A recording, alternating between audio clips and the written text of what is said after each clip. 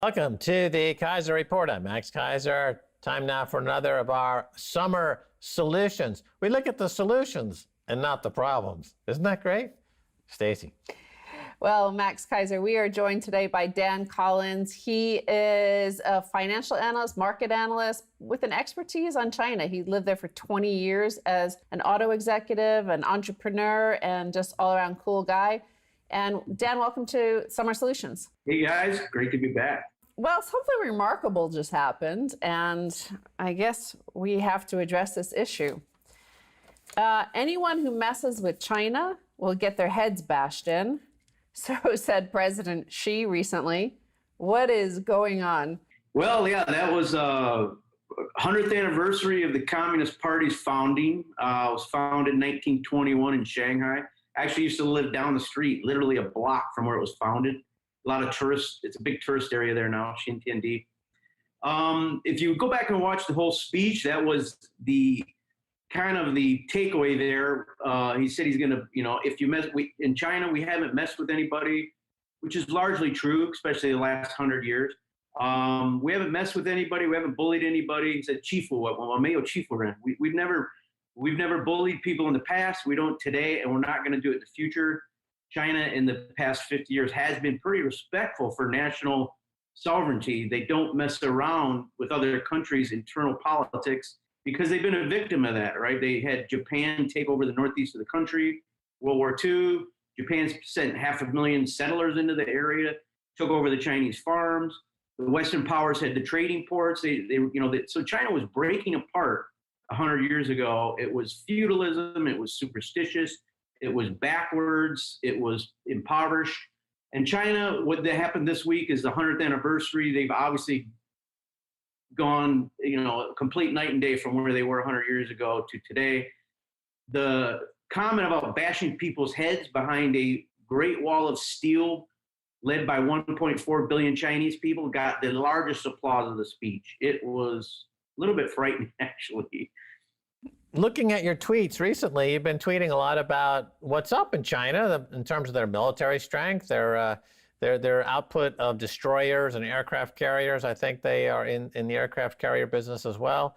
And you've really been chronicling the modernization and the strength of China. So this statement by Xi, okay, it sounds like a crowd-pleasing statement. It got a big round of applause. But the thing is that they could back it up. It's not empty rhetoric. I think that's what maybe needs to be recognized here is that they actually could do what their intentions are not, okay, but the fact is, Dan, from what I've been seeing here, that they've got some pretty serious firepower now. They do, and I'll call it on the show today, China is the world's #1 superpower.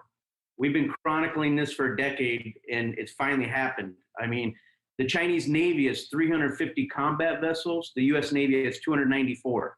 But what's most importantly, the Chinese can produce a destroyer at 1/8 the cost that the United States can.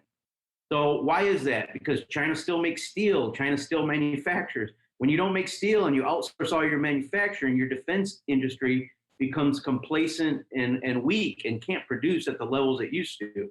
So the U.S. military is kind of one of the last cards to fall of this illusion in the United States that we're #1 all the time.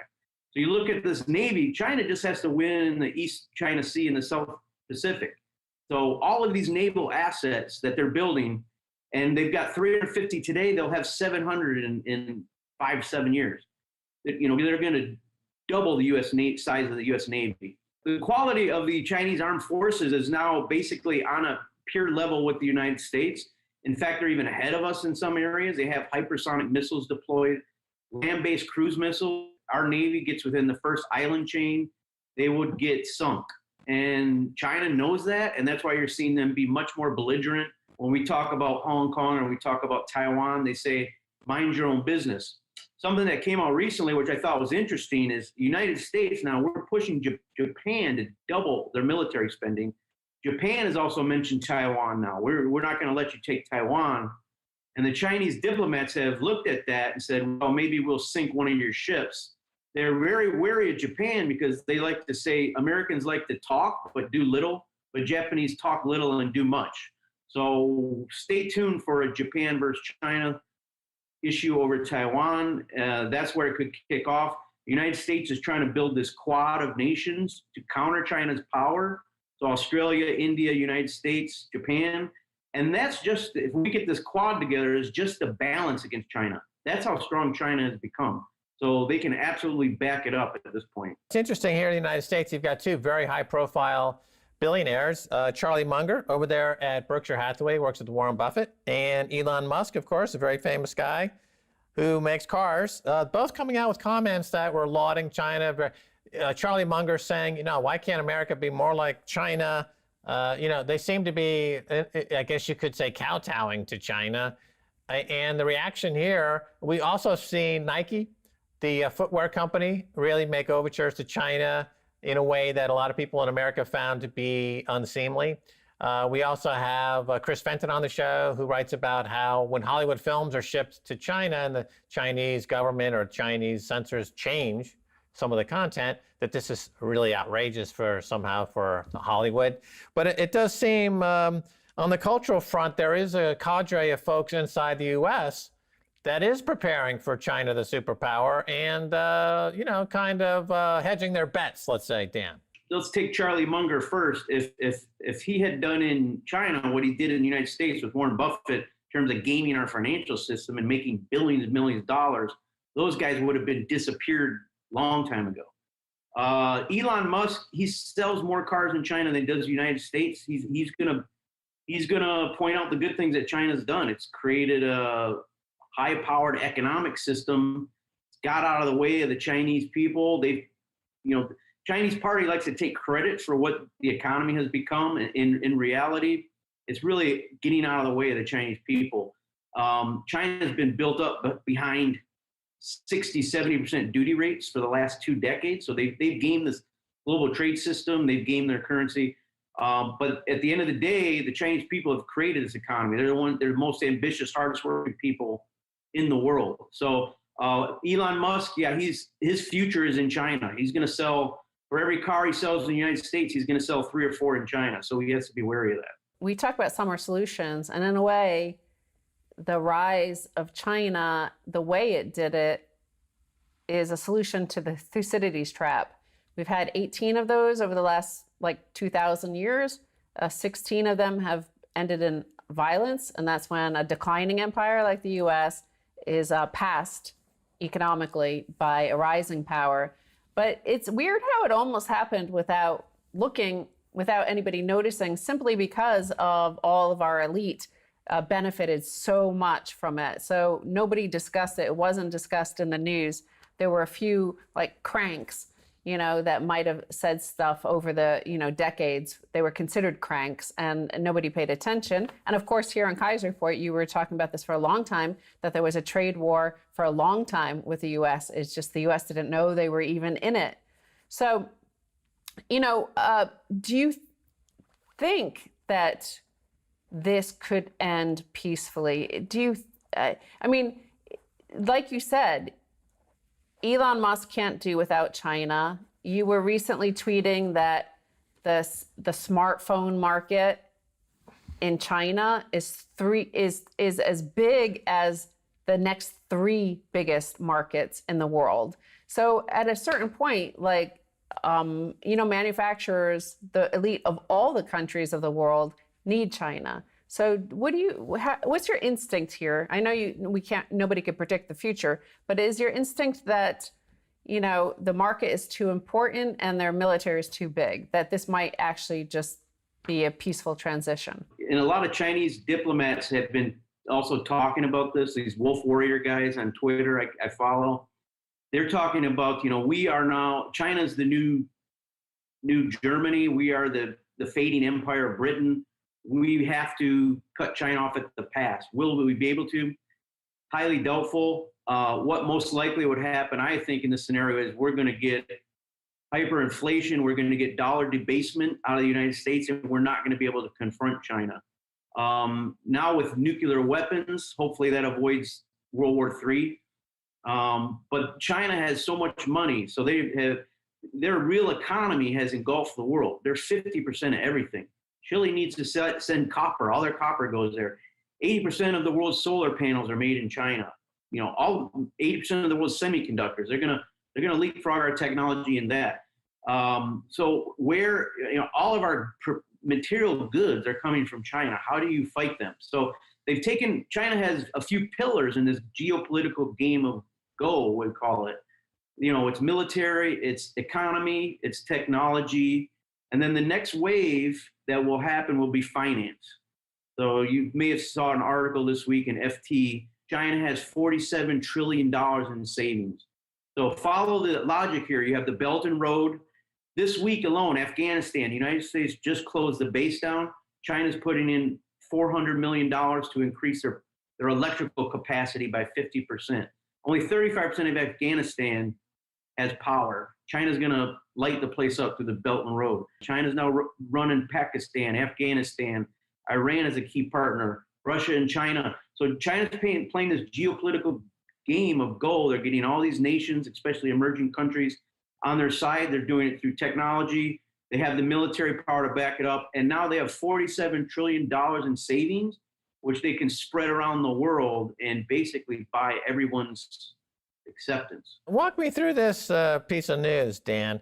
Only days after going public in the U.S., Chinese car hailing app, Didi, was ordered removed from the App Store. China seems to be cracking down on national success stories, including Ant Financial, which we've talked about before. What's the logic here? Didi is a pure monopoly / cybersecurity issue. We talked previously about Ant Financial. They've taken over a third of the Chinese banking reserves and literally threatened the state-owned banking system. So they got cracked down on. Jack Ma got a little bit cracked down on because he was developing a cult of personality and his own universities and his own thoughts. And so they clamped down on him. Didi's a pure cybersecurity play. They're about to do an IPO in the US, and the Chinese government kind of went, uh-oh, wait a second. You have everyone's data. You have everyone's where they're going, who's in what car, what time they're arriving, where they're going. You have all this information on one large network that is most likely infiltrated by U.S. security agencies. So they're pulling back on Didi. They took them out of the App Store. They'll do a full cybersecurity review, but they'll come back online. They are a monopoly in China, almost monopoly. There are some other competitors coming online, but they are a very strong company. They kicked out Uber out of China. They basically bought Uber China's organization, and they'll come back online. But right now, it's just going to be taken off as basically a cybersecurity review. All right, we're going to take a break. Back in a moment with Dan Collins. Fascinating discussion about China. Don't go away.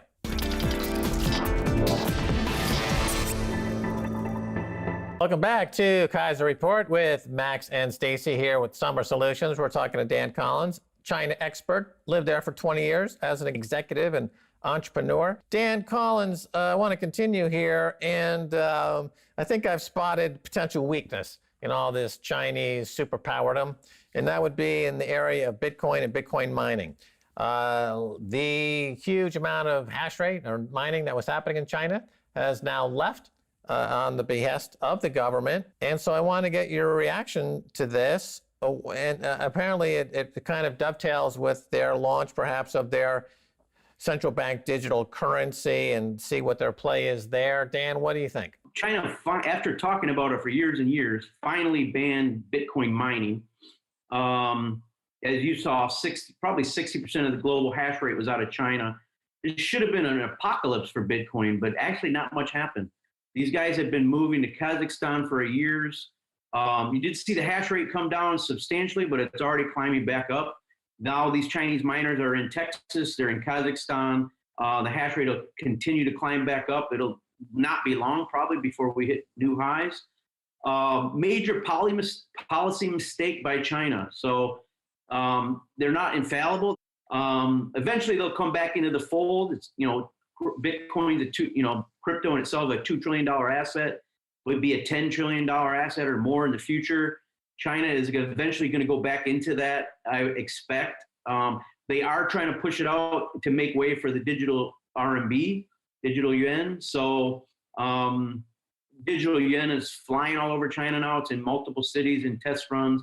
Government's paying some salaries as a test in digital yuan. So they're trying to keep all the benefits of a Bitcoin, but keep it centralized and under their control.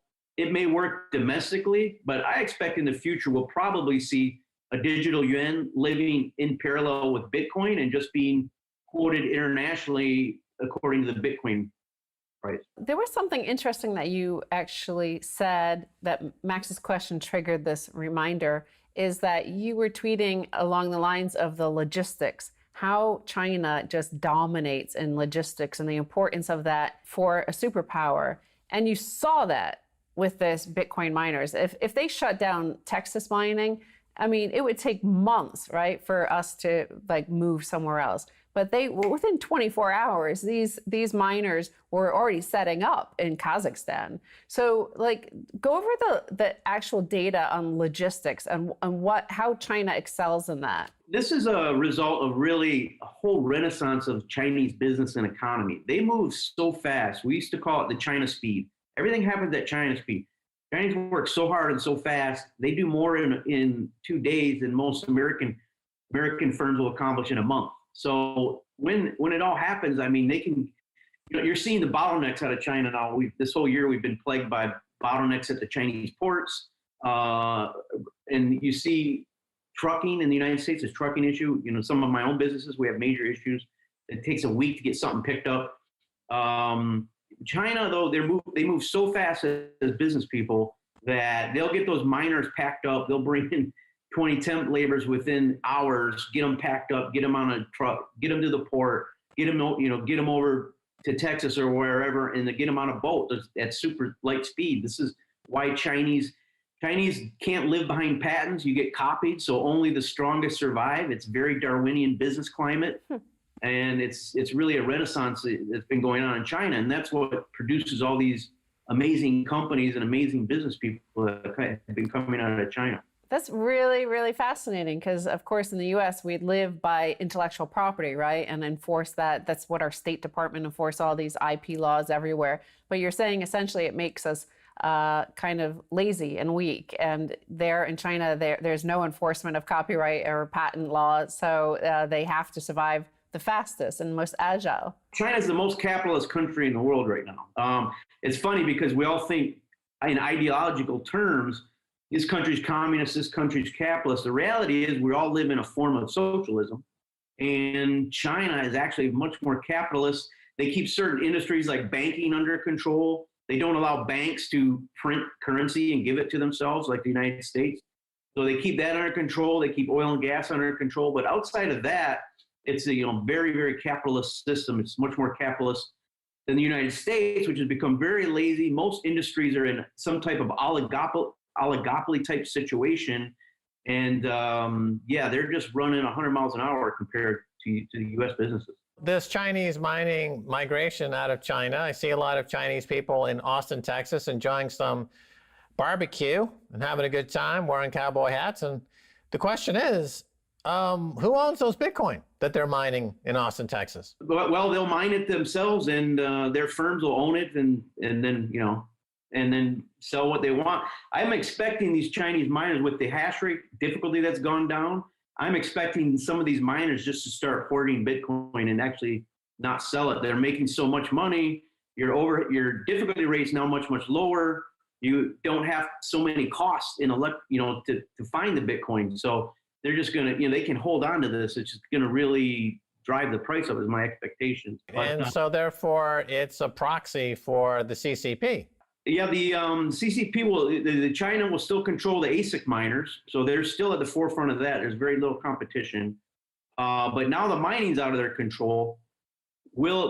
I don't think they're going to bring that back online anytime soon, but I do expect sooner rather than later, probably a 2022, 2023, you'll start allowing Chinese to own Bitcoin again. And most importantly, we're talking about 47 trillion in Chinese saving that's going to have the potential now to go overseas. China's going to envelop the world in money. That the Chinese with the overseas money now are also going to be able to hold Bitcoin. So watch that space. Yeah, let's follow up on that, because that headline you retweeted and talked about it. The FT asked in their headline, what happens if Chinese household wealth is unleashed on the world? So the tone is kind of negative. They're saying, watch out, this is basically, we're going to have to compete for goods and services, and that is going to cost us a lot more. So what do you see as the downside to this? Obviously, if they have $45 trillion and Americans are, going to have to compete with them for durable goods and cars and other goods and services, it could obviously price us out of the market. Will their government allow them? Will their government allow this spending to happen overseas? I think, as we talked about, the kind of Chinese economic, technology, military, this is going to be the fourth leg of the stool of Chinese power globally, which is finance. They're now letting people in Shenzhen and Guangzhou, which has 70 million people, and a lot of savings. They're starting to let them increase from $50,000 overseas investments a year to $150,000 investment. They'll do it step by step, but there's going to be waves of money in the trillions of dollars that are going to come out of China and go global. So you're talking inflation. You're talking about countries all over the world now, they're going to need the FDI. You're talking a natural debasement of the US dollar. I mean, we basically can't debase it quick enough with our spending. And everyone's, China and Russia are creating alternatives to SWIFT.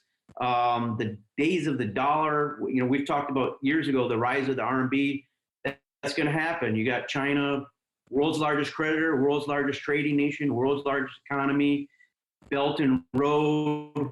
Everyone's going to be looking for Chinese investment. So you're going to see the RMB rise to prominence and Chinese foreign exchange strengthen. And that's just going to strengthen the economy. You're going to have so much more money to invest. When their RMB is at 7-1, it's about a 3-1, and they're going to be able to double their outbound foreign direct investment. They're going to control large swaths of the global economy. So Chinese GDP trailing 12 months was up 18%.